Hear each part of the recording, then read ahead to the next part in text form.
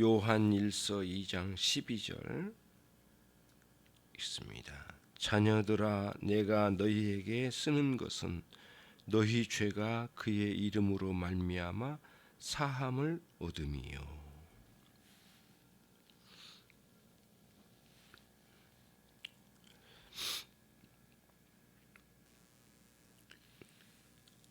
성도가 주님을 따를 때, 주님의 제자들이 주님을 따를 때 그 길에 걸림이 되는 것이 무엇인가? 지난번에 말씀드린 것처럼 큰 걸림이 되는 것은 형제를 사랑하지 못하고 미워하는, 그것이 하나의 성도가 걷는 길에 큰 걸림, 장애물이 될 것이다. 그것뿐만 있는 게 아니고 또 하나는 이 세상의 정욕, 이 세상의 안목의 정욕을 따라 살아가게 하는 그런 욕망의 문제가 또 하나의 걸림이 된다고 말씀을 드렸어요. 이 세상 사랑이죠. 그렇죠? 그래서 오늘 본문이 있기 전에 7절로 11절 말씀, 어제 우리 함께 나눴던 말씀, 이웃사랑, 형제사랑의 문제를 먼저 다뤘어요. 왜? 우리의 신앙생활에 큰 걸림이 되는 문제이기 때문에. 특히 하나님과 깊은 사귐을 누리며 살고 싶어하는 성도들에게는 매우 예민하게 우리들에게 걸림이 되는 거예요. 형제를 미워하면서 이웃을 사랑할 수 없으면서 하나님과 사귐을 누릴 수가 없게 된다는 거예요. 미움이 우리 안에 있을 때에는 기도가 식어지고 말씀이 매우 차갑게 와닿고 하나님을 향한 사랑이 급속도로 식어지는 현상을 경험하잖아요. 그래서 먼저 7절로 11절에 이웃사랑, 형제사랑, 옛 계명의 차원과 새 계명의 차원에서 설명을 해 주었잖아요. 그리고 난 다음에 우리의 신앙생활에 걸림이 되는 이 요소, 세상을 사랑하는 문제, 그 문제를 이제는 오늘 본문 뒷부분으로 가면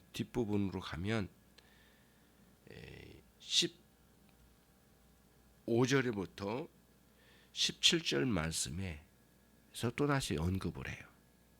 세상을 사랑하지 말라. 이렇게 언급을 하는 것은 우리의 신앙의 길에 큰 장애물이 되기 때문에 그런 거예요. 그러면 오늘 말씀, 자녀들아, 내가 너희에게 쓰는 것은 너희 죄가 그의 이름으로 말미암아 사함을 얻음이요라는 이 말씀은 어떤 차원에서 주었을까요? 주님을 따르는 신자들에게 형제를 미워하는 문제도 끊임없이 살펴가고 세상을 사랑하는 문제도 끊임없이 경계해야 하면서 살아가는 성도들의 삶의 길에 그 무엇보다도 큰 위로와 격려가 되기 때문에 예수 그리스도의 이름으로 죄사함의 은총이 무엇인지, 죄사함의 은총, 죄를 사함받은 은혜에 대한 확신과 거기서 오는 위로와 격려를 주고 싶었던 거예요.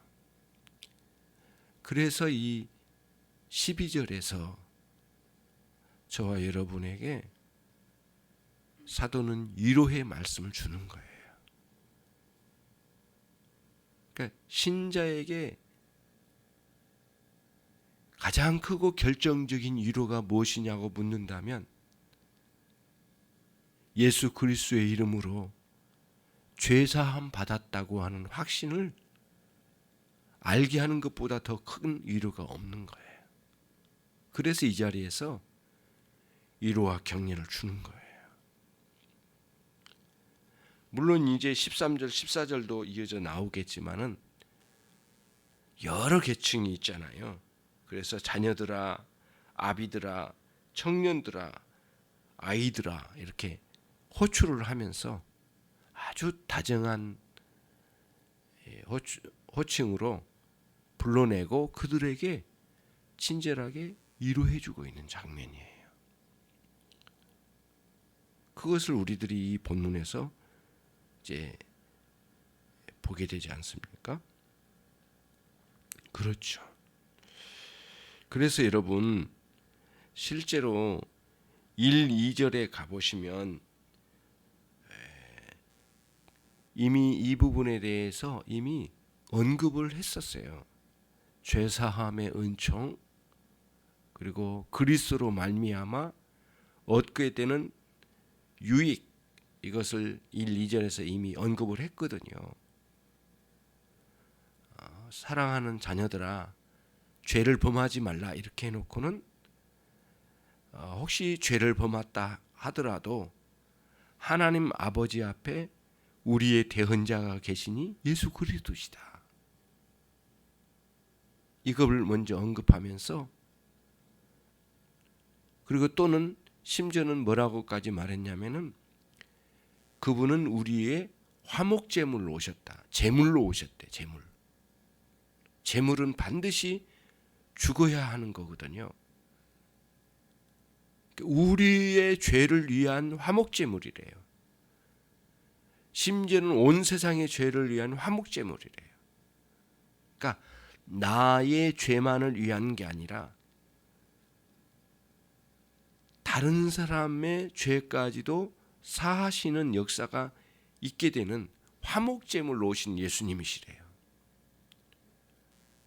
그러니까 우리가 하나님과 깊은 교제의 세계를 누리는 데 있어서 이 확신, 그리스도의 이름으로 내 죄를 사하셨다고 하는, 심지어는 부끄럽게도 넘어지고 일어났다가 돌아보니까 우리 주님은 하나님 아버지 앞에 대언자로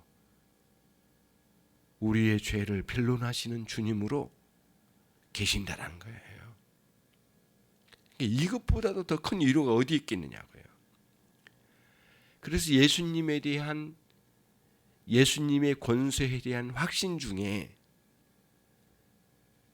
성도에 있어 가장 큰 위로, 첫 번째 위로는 뭐냐고 묻는다면 나의 죄를 모두 사하시는 권세가 있으신 주님의 그 죄 용서의 효력을 발생시키는 주님의 그 권세가, 그 권세에 대한 확신이 가장 큰 위로가 되는 거예요. 가장 기초가 되는 거죠. 그러니까 여러분, 아직도 예수님이 나의 죄를 용서해 주실 거라고 하는 기대감에 있다면 그 사람은 그리스도인이 아닐 거예요. 이미 용서하신 그리스도에는 확신이 있는 사람이 그리스도인이니까. 그렇잖아요. 앞으로 예수님이 나를 용서 잘 해주실 거야? 그리스도인이 아니에요. 예수님이 나를 용서해 주실지도 몰라? 그리스도인이 아니에요. 우리는 이미 모든 죄를 사함받은 자로 확신, 그 확신 가운데 있는 거예요. 그것을 우리들이 아주 중대한 요소로 들어야 하고 알아야 하고 확신하고 누릴 수 있어야 돼요. 죄사함의 은총을 누릴 수 있어야 돼요. 저와 여러분들이 이 하나님과의 사귐을 누리면서 그 생명력을 누리면서 살아가는 중대한 이 위로가 계속적으로 우리에게 요구되는 거예요. 그래서 사도가 이 자리에서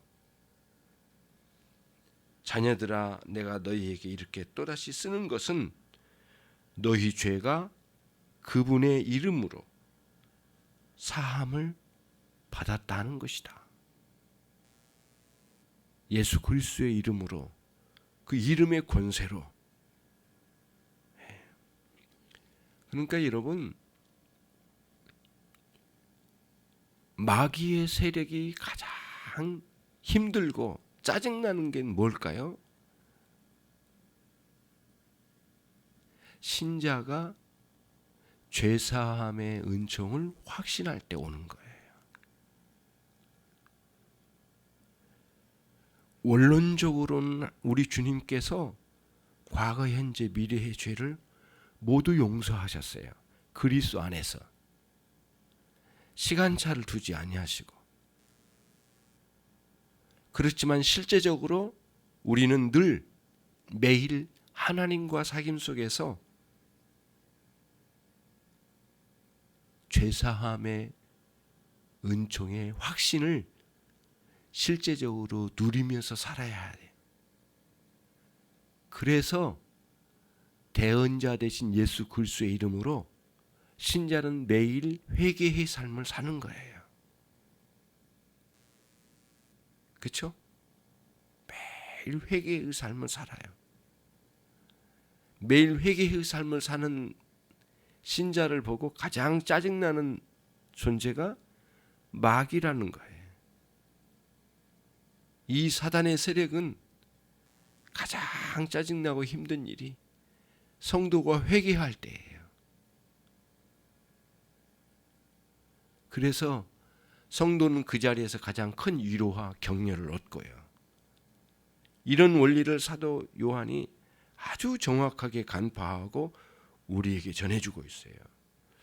그래서 여러분, 과거에 저지른 죄에 대해서 되돌아갈 수 없는 거잖아요. 그 죄가 얼마나 크고 무서운 것이었는지는 몰라도 돌이킬 수는 없는 거잖아요. 엎질러진 물을 주워 담을 수는 없는 거잖아요. 그렇잖아요. 어떻게 할 수 없는 거잖아요, 과거의 죄를. 하지만 그리스도 안에서는 그거를 놀랍도록 사죄의 은총으로 해결한다는 거예요. 이것이 기독교의 복음이에요. 우리 사람으로서, 인간으로서는 과거의 죄를 어찌할 수 없어요. 그러나 그리스도 안에서의 사죄의 은총, 하나님 보좌 앞에서는 용서의 은혜가 있다는 거예요. 그리스도의 이름으로. 그래서 간헐적으로 보면 기독교 신자들 가운데 과거의 죄를 어떻게 할 줄 몰라 쩔쩔매는 경우를 봐요. 그럴 때마다 죄사함의 은총의 확신의 문제와 연관되어 있다는 것을 알 수가 있거든요. 물론 죄의 용서를 받았지만은 여전히 생각나요. 과거의 죄의 부끄러움이. 그런 생각이 나게 하는 것은 무엇이냐면은 과거의 죄의 문제가 아니라 현재 회개의 삶을 살지 않고 있기 때문에, 충분히 살지 않기 때문에 그걸 기억나게 하시는 거예요. 하나님께서.